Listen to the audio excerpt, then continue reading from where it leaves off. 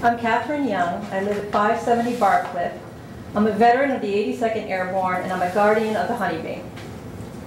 In keeping with the Council's policy and due to the limitation of time, I would appreciate it if all comments, questions are held to the end of my speaking. I will begin with one question, which I ask a response of just yes or no, to make it simple. Mr. Dragish, President of the Council of Canfield, did you initially request or authorize Attorney Fortunato to begin drawing up Ordinance Section 505.17 entitled The Bees? Just yes or no? To this council. Well, I'm asking you, yes or no? I can answer that. As the person who was asked to do it, that would be no. No. Thank you.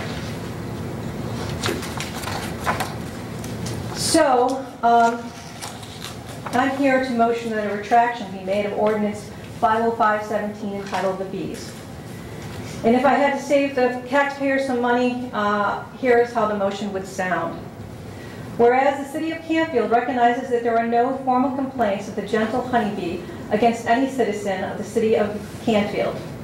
Whereas the City Council recognizes that its President of the Council, Mr. Dragish, lives at 150 Brook Park in Canfield, which is adjacent to an apiary owned by Mike Bort, who built his hive with his son in the spring of 2016.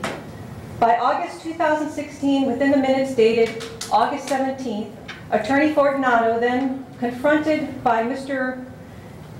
Machia on page 20, stated that he is well on his way to creating an ordinance entitled Bees, who gave Attorney Fortunato the go-ahead to begin the ordinance prior to August 16th.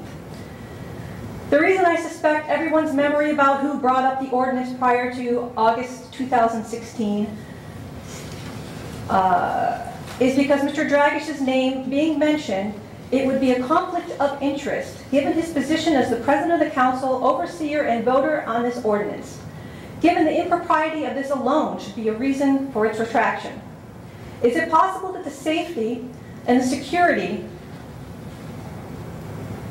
of the community from the gentle honeybee was trumped by the personal interest of our elected official? Given his flippant comment on baby turtles on page 29 of the same August 2016 minutes, I question his intent for the preservation of the nature and wildlife as a whole.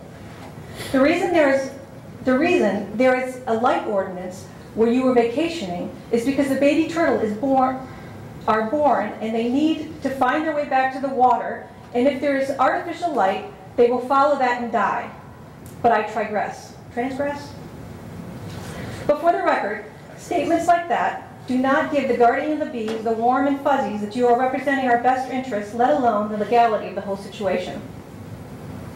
Whereas the City Council recognizes the passing of such sensitive ordinance on July 5th, the day after the national holiday, would have limited attendance. Thus, there would be fewer citizens available to oppose the ordinance and further easier for them to slip it under the radar of the citizens.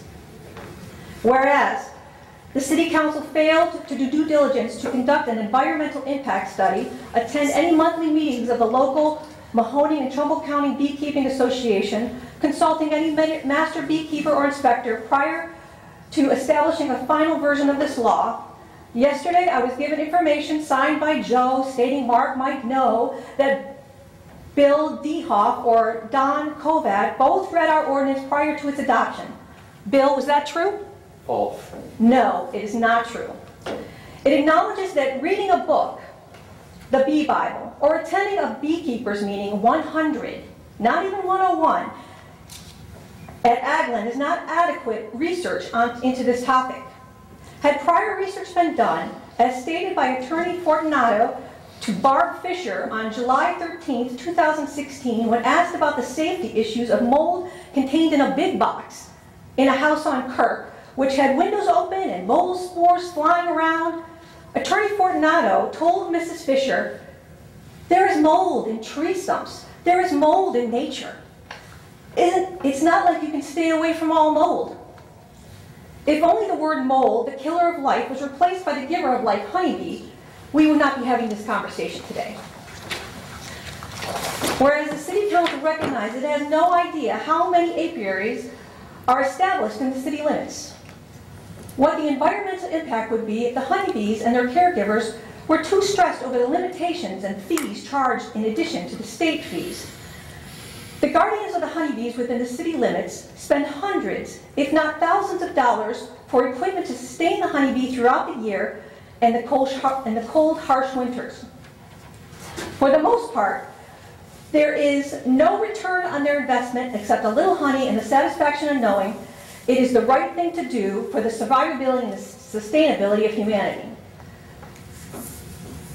The calling is not for everyone, and the odds of success are slim for even the master beekeeper. But as I said, there are those who have heard the call and charge forward. Guardians of the honeybee already pay state fees and have yearly inspections.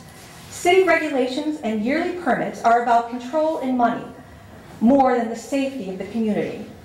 Mike Bort showed you a picture of his 3-year-old daughter in front of the hive, and you were all invited to go see it. But did any one of you go?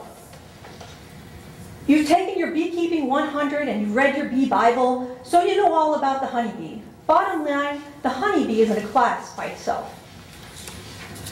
According to the state inspector, Bob Hooker, who spoke in the local beekeeping meeting this Sunday on the topic of monitoring for sustainability, in the year 2015 to 2016, the acceptable overwinter loss of the honeybee should be 15%.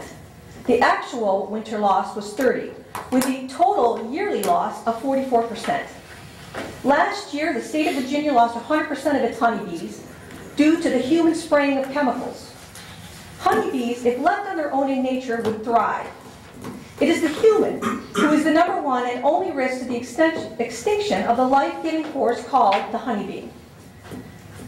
Every year, 2.2 million acres of natural habitat is plowed down by industry and business. People scalp their grass and spray their clover, which honeybees use for food. Which is worse, the slight chance of being stung by a honeybee or starving to death?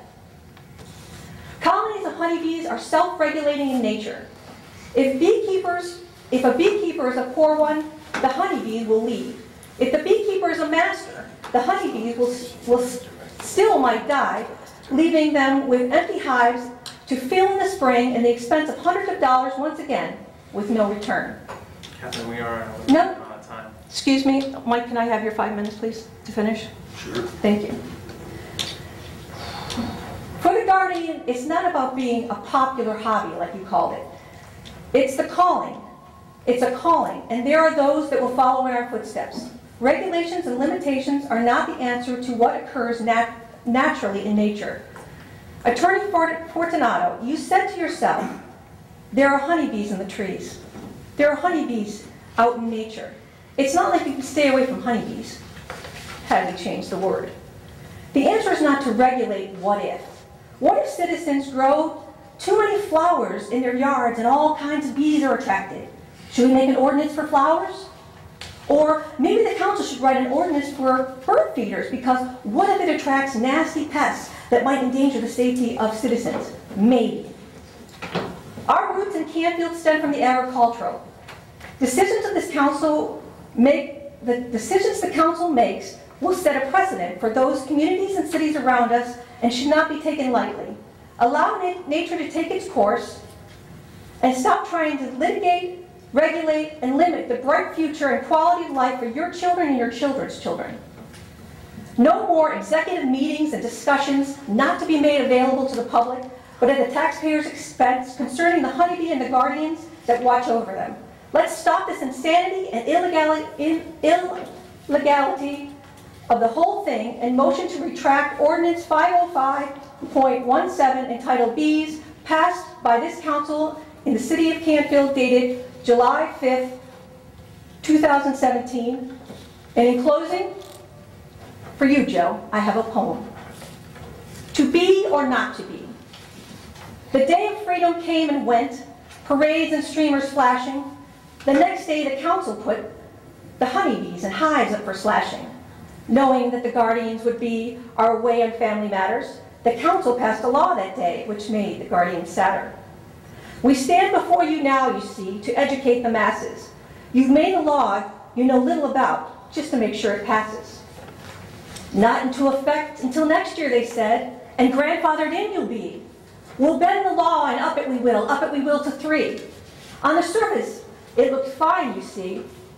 The puck within their grasp. But I saw the shout out in front of me, and how the guardianship must last. The honeybee, like the flowers and birds, are mother's precious gifts, not to be regulated, at least of all, not like this. Thank you.